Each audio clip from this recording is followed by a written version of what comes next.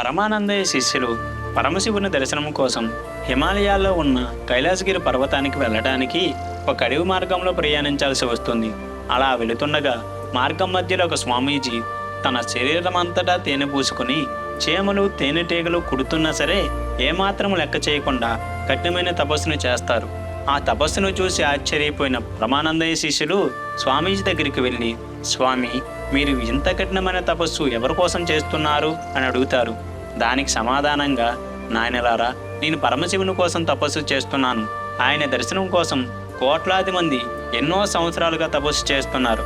వాళ్ళందరికంటే ముందుగా నాకు దర్శన భాగ్యం కలగాలని ఈ కఠినమైన విధానాన్ని అనుసరిస్తూ తపస్సు చేస్తున్నాను అని చెప్తాడు. అది విన్న వెంటనే పరమానందయ్య శిష్యులు కూడా శరీరం అంతటా తేనె పూసుకొని తపస్సు చేస్తారు. అలా తపస్సు చేసిన 3వ రోజున మహాదేవుడు ప్రత్యక్షమై, నాయనలారా, మీ తపస్సుకు మెచ్చి మీకు సిద్ధిని బుద్ధిని ప్రసాదిస్తున్నాను అని చెప్తాడు. ఇదంతా పక్కనే నిలబడి చూస్తూ ఉన్న స్వామీజీ మహాదేవుని దగ్గరికి వచ్చి, స్వామి, గత 3 సంవత్సరాలుగా ఈ కఠినమైన తపస్సును చేస్తున్నాను.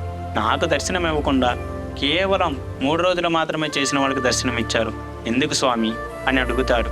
దానికి మహాదేవుడు చిన్న చిరునవ్వు నవ్వి, వాళ్ళది అమాయకత్వం, మంచేదో చెడేదో తెలియదు, పైగా నిస్వార్థంగా నిష్కల్మషమైన మనసుతో నన్ను ప్రార్థించారు, అందుకే దర్శనమిచ్చాను. ఇక నీవు మంచి చెడు తెలిసి కూడా మూర్ఖంగా ఈ కఠినమైన విధానాన్ని అనుసరిస్తూ తపస్సు చేసావు అని చెప్పి మహాదేవుడు అదృశ్యమవుతాడు. స్వార్థ భక్తి ఉంటే దేవుడు తప్పకుండా ప్రత్యక్షమవుతాడు. ఈ వీడియో వారికి నచ్చితే లైక్ చేసి సబ్స్క్రైబ్ చేయండి.